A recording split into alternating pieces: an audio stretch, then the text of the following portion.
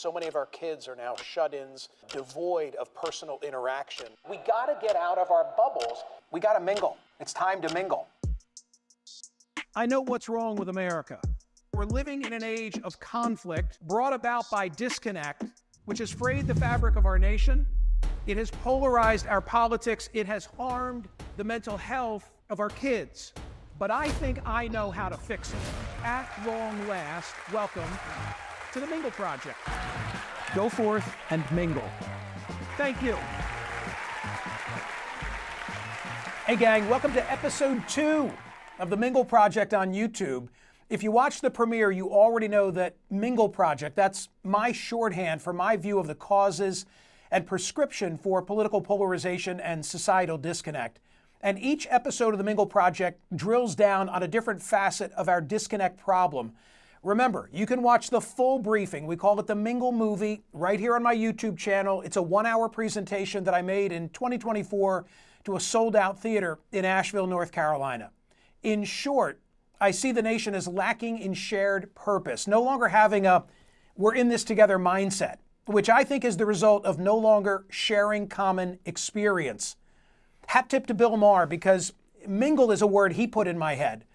On a program that he did in 2022, Bill Maher said something I thought was profound. He said this: our real division isn't between red and blue, it's between the people on both sides who aren't willing to mingle with Americans outside their political tribe, so they have no idea what they're really like. He nailed it. And by the way, I'm on his program this Friday night. When it comes to mingling, nothing could be more primal than sex. And guess what? We're having less of it. In 1990, 55% of people aged 18 to 64 reported having sex at least once a week. That number is now 37%.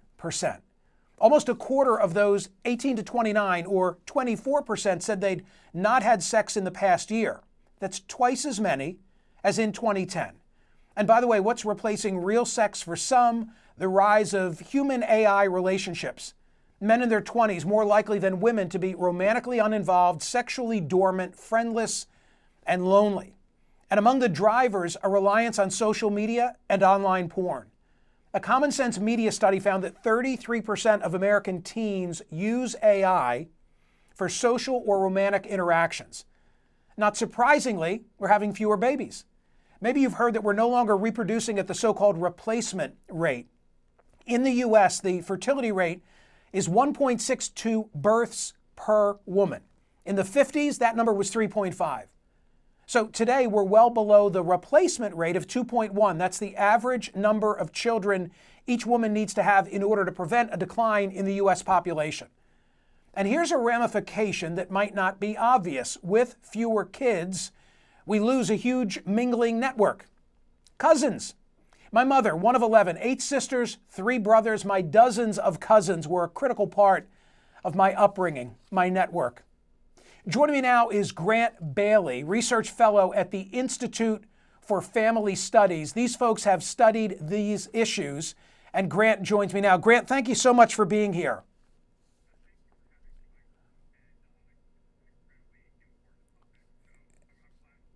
Me too. What is IFS, and what did you folks do as it relates to this area of work?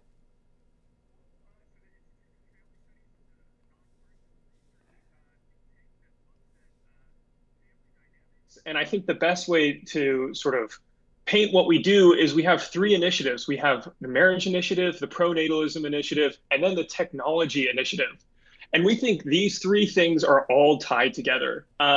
So it was just, I think like 5 years ago, 6 years ago, that parents came to our founder and executive director, and they said, we don't know what to do about the technology problem. It's making family life incredibly difficult, and we would love if you guys would research it. And so we added the technology aspect to it, and it's been incredibly helpful. Whose data, or maybe it's your own data, are you relying on? Before I ask you about some of the takeaway and conclusions, I'm interested in the process so that people know where it comes from. Yeah, so most of the data that we use is either published by the US government or by universities. So for this research brief we did on the sex recession, we predominantly drew from the General Social Survey, which is conducted by the University of Chicago. It's been going on since the 70s, and it's done every 2 years. It asks 4,500 Americans a range of questions, including since 1989, how frequently they have sex. So you found that 37%, or maybe I should say just 37% of people 18 to 64 said they're having sex once a week. That number had been 55%. And when you then reduce it to the 18 to 29-year-olds, it's even significantly worse. Explain. Yeah, so the sex decline had actually been happening since the early 2000s, and Jean Twenge did research on this. So we were, in essence, updating her report, and we found that the trends were going down for frequent sex, and we confirmed her original findings. Look, it's a decline in marriage, and then in marriage, it's a decline in sexual frequency. But we had newer data, so we were able to find a sort of newer trend in the share of young adults who are having no sex at all. So as you were saying, in 2010, 12% of 18 to 29-year-olds reported having no sex in the last year. And then that doubled in that 14-year period to 24%, so about a quarter. And this is a whole nother dynamic. I mean, we do see a decline in marriage in that cohort, right? The median age for marriage for men is over 30 now. But it's going above and beyond what we would expect just from that alone. I would think that those, maybe not necessarily married, but those with a partner have more sex. Maybe I'm being too simplistic when I say that. Does the data bear that out? Right, that's correct. So the biggest predictor of sex frequency is whether you are living with a partner. Now, most people who live with a partner in America do so in the context of marriage. And marital unions tend to be much more stable than cohabiting ones. And so in the long run, that's the biggest predictor of having frequent sex. One of the interesting things in your data, there's so many interesting things in your data, is that you find less sex taking place among those 18 to 29-year-olds. But relative to those who are active in religion, and you know where I'm going with this, you also see a very interesting finding. What is that? Yeah, so what was striking with our data, I'll just for the context, we found that inside marriage, people are having less sex, which is that's strange because hey, you're already living with someone. But when we broke it out by religion, so specifically people who are attending religious services once a month or more, we found that there was no sex recession among those over 35. Okay, so there's two aspects there. Over 35 and attending religious services at least once a month. There was no sex recession in this group. Now, if you are not attending religious services, and look, we're doing averages here, so it's not true for everyone, but on average, those who don't attend religious services and everyone under 35 is facing the sex recession. Okay, but that religious component really speaks to the mingling aspect of, you can't have sex unless you're mingling, I would think, unless it's a professional you're turning to. But when you talk about those who are active in religion, it's not that I would think, it's not religiosity that brings out the sex, but rather it is a form of people having human interaction, which in this case happens to be through organized religion. Yeah, so I do think, I mean, you've mentioned in other parts of this, the decline in third spaces, right? Yes. Third places. And religion is going to be sort of persistent. I mean, people are attending religious services weekly. That's someplace that's outside of work, and that's someplace outside of a home. So there's certainly that element. But within the context of marriage, that's also interesting. So perhaps, and we don't have any research on this, I'm sure it's out there, but some religions have an emphasis on the sort of discipline of self-giving in marriage. And perhaps there's more resources in these different religions that help people stave off the temptation of technology, whether that's putting the phone down before bed, avoiding these AI chatbots. There's all sorts of tools there that perhaps those who are not involved in these robust organizations don't have. How much of this is being driven by young men and porn?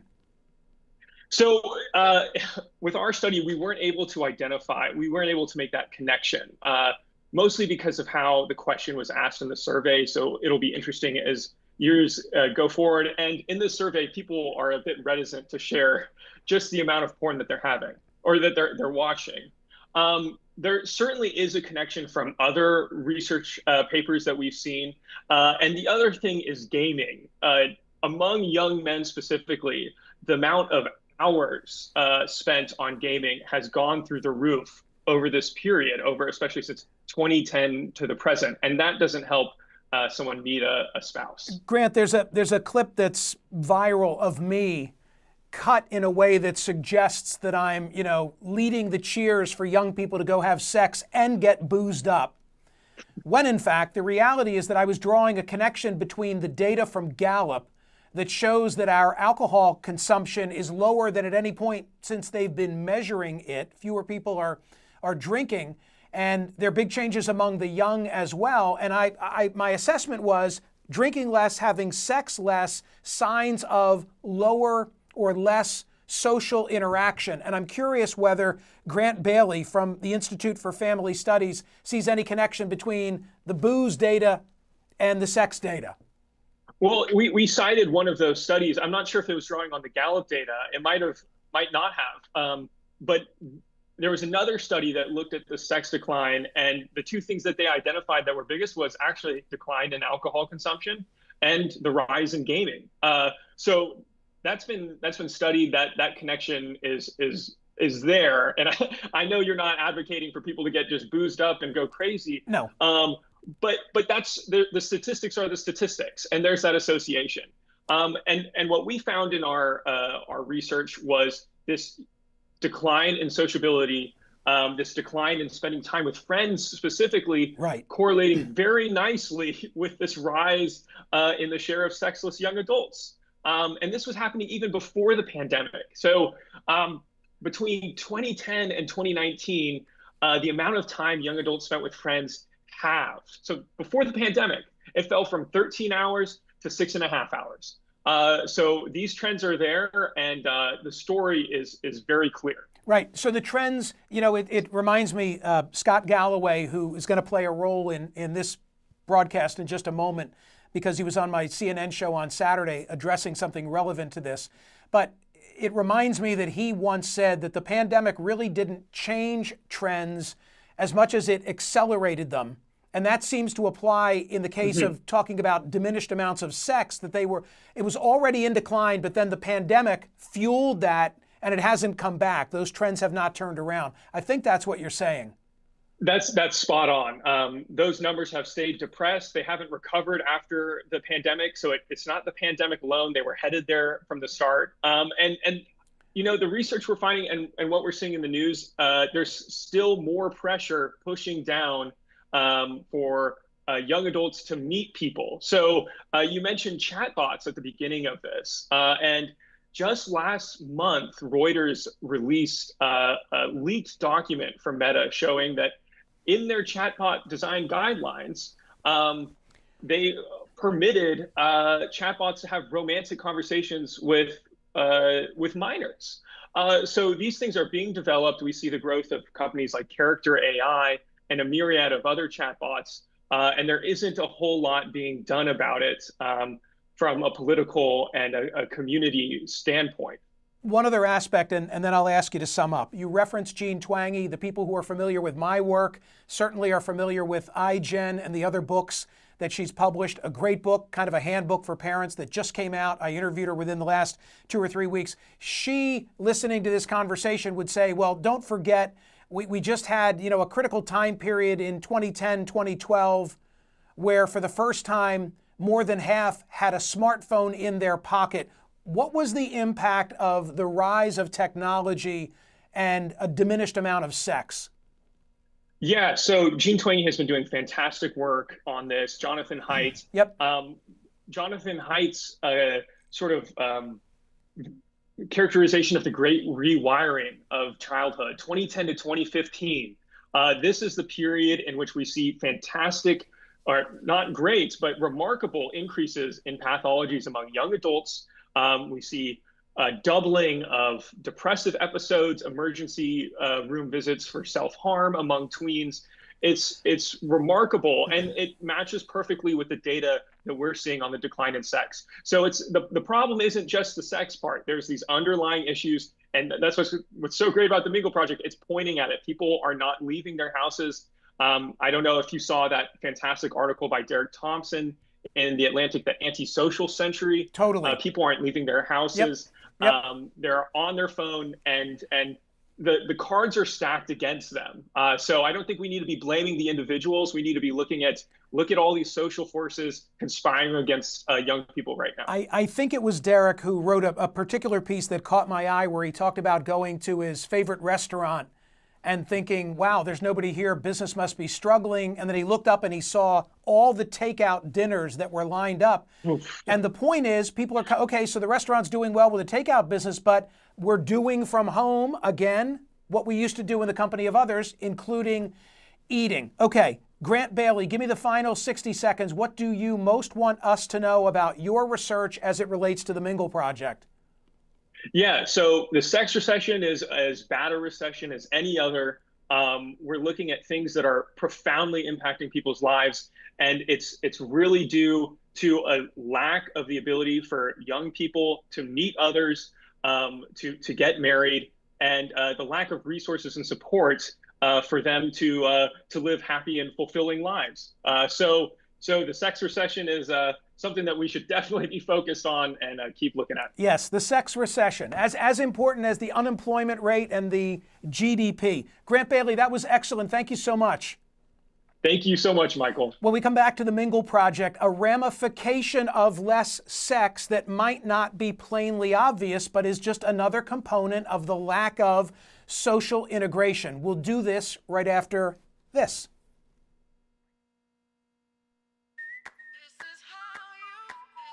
This is Parks. This is how you roll, this is how it goes. This is how you pop, this is how you rock. Take a chance, do a dance, little romance. This is how you. This is how you excite, this is how you all night. 360 hit me, now we're going all in. I can feel it calling, the crowd, the light, the night, the sights, the vibe is right. This is how you. This is Parks, Pennsylvania's #1 casino experience. This is how you win. Let me take you out of your media bubble. I'm Michael Smerconish. I have a radio program on SiriusXM. I have a television program on CNN. My passion project, that's my daily newsletter. 20 aggregated links that I hand select each and every day in combination with the unique work of award-winning editorial cartoonists. That's what you get every day for free by 8 a.m. Eastern Time. Those aggregated news links, they're essentially my show prep. I'm giving you the benefit of all of the work that I do for every day's radio program and every weekend's television program. People think I speak for a living? Nah, I read for a living. I need to know what I'm going to say. Take advantage of all of this work for free. Ad Fontes says, ideologically speaking, I'm dead center. I wear that as a badge of honor. Subscribe to the Smerconish.com free daily newsletter. Okay, gang, welcome back to episode 2 of the Mingle Project. Let's talk about sex. Joining me now is Faith Hill, a staff writer for The Atlantic. Rest easy. I'm not going to ask you any of the sex questions, but I'm appreciative of you being here.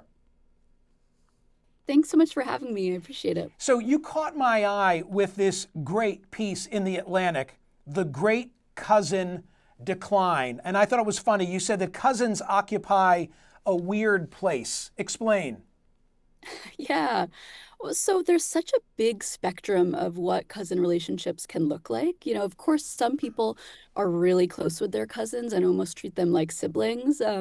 But a lot of people, you know, almost feel like strangers with their cousins or just sort of acquaintances who meet at, you know, bigger family gatherings. And it can just look, you know, a lot of different ways. And compared to siblings, cousins tend to have, you know, more geographic distance between them, more distance, you know, between their ages. So they're sort of linked, you know, by being in the same family, and that is this very deep and specific connection. And yet there's so much that they might not share. Less social interaction, less sex, less growth of families, fewer cousins. I mean, that's how I get to you. And Faith, my mother was one of 11, 8 sisters and 3 brothers. So I grew up with this enormous extended family. And what occurs to me, and what your piece in The Atlantic made me appreciate, is that even though they're cousins, there were great, and there still are, great differences between us. Geographic differences, economic differences, political differences. Just because we're related didn't mean we were all the same. And like my Mingle project is all about getting people to interact with individuals dissimilar from themselves. You talk about lateral and vertical relationships in the piece. What's the difference between the two? Yeah, so lateral family relationships are, the sort of intergenerational bonds, like between a child and a parent or a grandparent and a child. And those are beautiful and important, of course, in their own way, but they do tend to sort of involve more caretaking and more sort of a clear hierarchy of roles. They're not necessarily peer-like in the same way that the lateral or horizontal relationships are, between siblings or between cousins.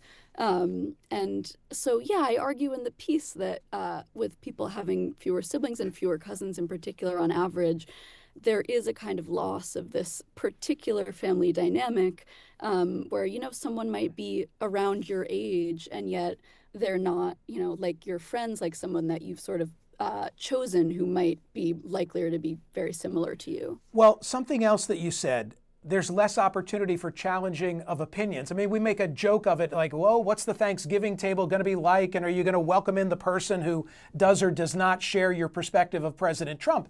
But I mean, when we silo ourselves, and technology makes this so much easier to do, we don't expose ourselves to different political opinions. And one of the virtues of having a big family, having cousins, is somebody's going to disagree, and because they're your cousin, they're going to tell you, hopefully in a civil way, that they disagree with you.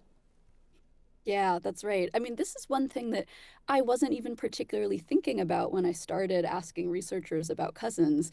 But it really did come up again and again that, because you are, likely to have some distance between your cousins, some differences in terms of how you grow up. You grow up in different family backgrounds, often come from different neighborhoods, as well as different families.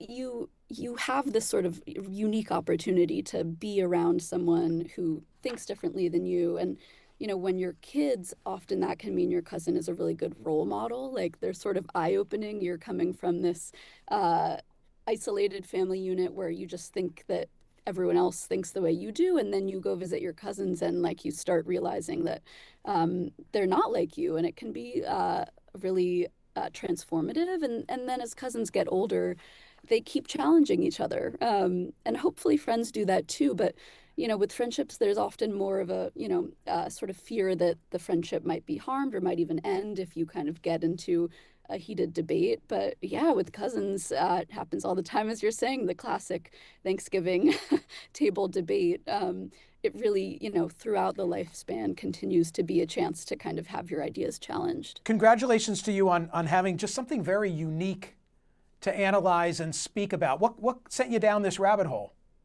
Thank you. I appreciate that. I was actually having a very casual conversation with a colleague about cousins and just like the kind of weirdness of the cousin role.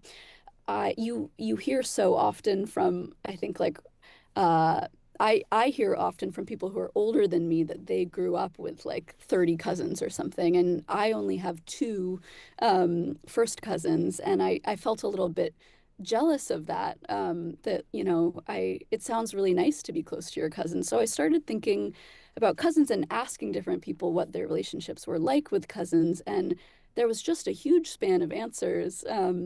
And I started thinking about it in the context of, the sort of fertility rate conversation, because you hear so much about what it means, for people to have fewer siblings or more people to have no siblings at all, and why it matters that parents have fewer kids to take care of them in old age. But I was like, hold on a sec, I haven't thought about how cousins fit into this conversation.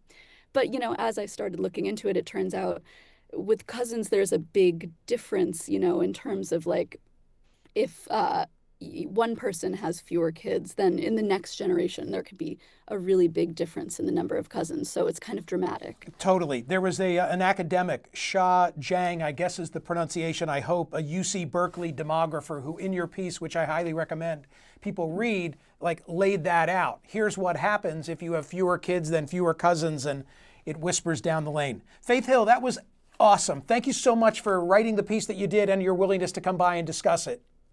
Thank you so much. It means a lot. Thank you. Faith is a staff writer for The Atlantic, and it's really, really well done. And by the way, can I mention that at Smerconish.com, under the tab of the Mingle Project, remember now, I'm essentially building a library because not a day passes that I don't see a story that is Mingle related. And I clip them now, save them. Thank you, Maya, our editor, and David, our technical editor. And you can go and chronologically just look at the whole progression, of this subject and how I got into it. And when you hear me out on this, you'll look at the news differently. When you hear me out on this, you'll start to watch the news, read the headlines, listen to stories, and say, wow, I now see the interconnectedness of what Michael is discussing. On the subject of sex, social media, we're doing this live. We appreciate if you're watching live or whenever you're watching. PJ, hit me up with something. Okay, let me just check this out. The reason why young people may not be engaging is that women in particular may be fearful of pregnancy given the current political situation regarding women's rights.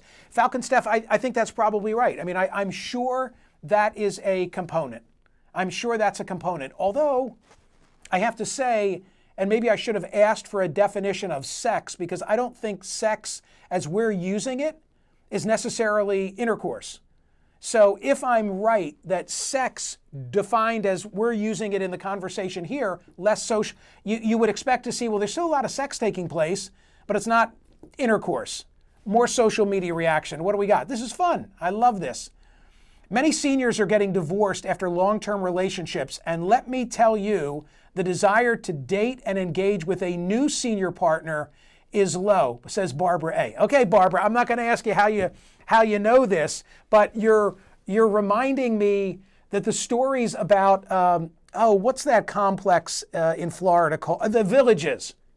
The Villages. I remember reading a story. It's a senior community in Florida, noted for its conservatism.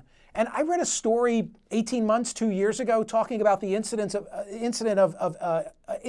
STDs in the Villages. So, like, all is not lights out at 7 o'clock in the Villages, and maybe with seniors generally. One more, because there's something else that I need to get to. I think so many. This is Christopher Style. Hey, by the way, guys, ladies, thank you. Thank you for this reaction. Thank you for your comments. We're on to something here. We are on to something, and I'm going to continue to drill down on it from a variety of angles. So, Christopher, I think so many young people see a difficult future for themselves, so they don't want to bring a child along with them on an uncertain journey and make it even more difficult. Okay, but Christopher, you're giving me an explanation now as to why we're not procreating, as opposed to what I just said, which is having sex. And I think we're not even getting to the point of procreation because we're not having sufficient sex to begin that journey. I want to say one other thing, if I may. So on Saturday, I dedicated my whole CNN program to the trouble with young men, which is directly connected to everything that we're discussing here in episode 2 of the Mingle Project. And I had 3 great guests. I had Scott Galloway, and I had Rahm Emanuel, and I had Richard Reeves. So Scott Galloway, I read an advance of his book. It's Rules for Dads, and it comes out in November. But I read an advance of it, and in the introduction of it, Scott said something interesting. And my first question to him on the television program was to say, here's what you wrote in the introduction. And then I asked him a question. But before I roll it, here's what I read out loud to him from Scott Galloway. I teach a course called Brand Strategy, not the issues facing boys and men. I'm not an athlete, a politician, or an ex-SEAL or an evangelist. I have no training on the subject of boys and men, either as an academic or as a therapist. I haven't devoted my life to being a good man, a good citizen. When I was younger, my sole focus was on becoming wealthy. Being rich makes you rich. It doesn't make you a better man. But having spent the past 6 decades in a male body while watching a parade of fake men selling distorted versions of what it means to be a man, I have some thoughts. I read that aloud and I said, Scott, what makes you, based on that description, so passionate about this subject? Listen to what he said. Well, first off, Mike, I just want to recognize that you have been on this issue more than any person on television, so I appreciate it. June 11th, 2020, Alex Kearns is trading options on Robinhood and errantly gets a mistaken email saying that he owes $730,000. And after furiously trying to contact the company and getting a series of automated emails back, he leaves a note saying he didn't want to burden his family with that debt and throws himself in front of a train. And that was, I went sort of down a rabbit hole on that. And some of the data you brought up was just so overwhelming. And it's really a larger metaphor for what is happening or the relationship between big tech and our youth. And that is, we now have essentially 40% of the S&P are the most powerful companies in the world. 40% of the S&P by market value is essentially companies that have figured out that what we thought in marketing, that sex sells, is second to something else, and that is rage. And they've essentially built the largest rage machines in history. And what we have is a series of young men who are extremely online, who have a lack of relationships and are up against this godlike technology with the deepest pocketed companies in the world, trying to convince them that they don't need friends. They have Robinhood and Discord. They don't need to get a job, right? They can trade crypto. And why would they go through the effort of trying to work out, have a plan, demonstrate kindness, demonstrate excellence, demonstrate resilience, to establish a romantic relationship when they have porn? So in some ways, Michael, I feel like Alex Kearns' death is a larger metaphor for what I believe our society, at the hands of shareholder-driven big tech, that we're planning our own extinction. 60% of people age 30 used to have a kid in the house, one child 40 years ago. Now it's 27%. We're not having sex. The number of young people 18 to 29 who haven't had sex in the last year, it used to be 1 in 8. Now it's 1 in 4.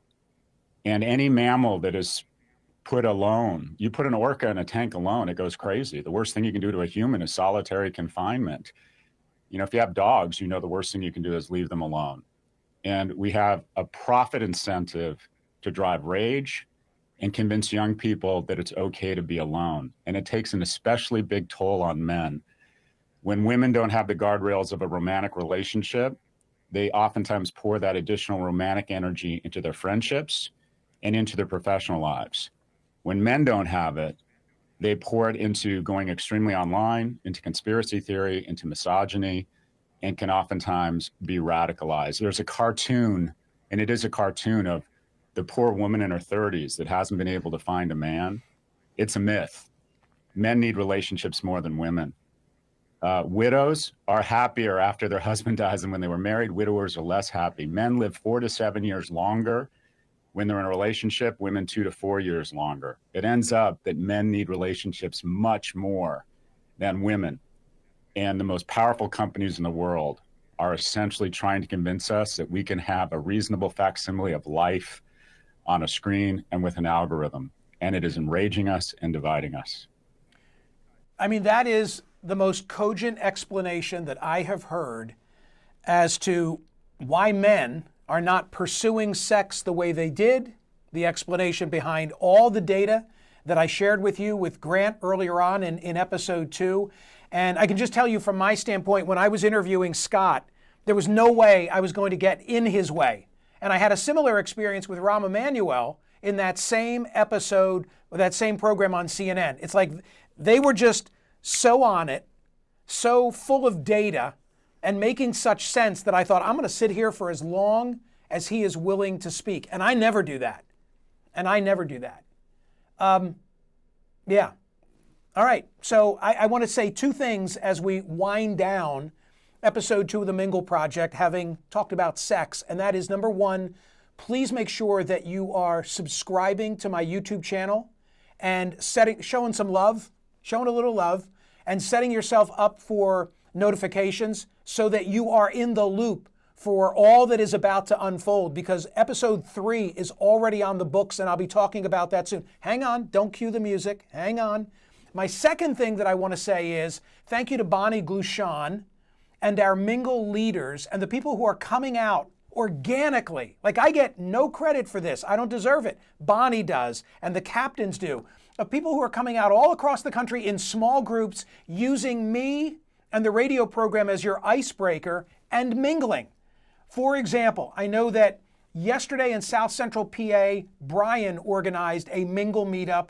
Today, JR in Kennebunkport, Maine, Mishara and Aaron in Dallas, Jen in New York, Joe in Philly on Thursday, Brian in Hanover on Friday, Kim in Salt Lake City on Saturday, Chuck in Atlanta on Sunday, Glenn in Cincinnati, Lindsay in Portland on the 30th, Kim in Colorado on the 7th of October, and then Sampson in Columbia and Baltimore on the 14th, Ken in Reading on Saturday the 18th, Tom in Albany on the 29th. If you go to the Mingle page at Smerconish.com, click on the tab, you'll see the Mingle meetups all across the country and when they're taking place. And if you'd like to arrange one of your own, wherever you are, USA, or around the planet, I guess, Bonnie's info is there and you can figure out how to reach her and take the initiative. I can't thank you enough. Like, for me to sit back and just be able to see the dots on the map grow of people who are coming out and spending time with strangers is really a great and rewarding thing. We are trying to restore common experience. I will see you for episode 3 of the Mingle Project.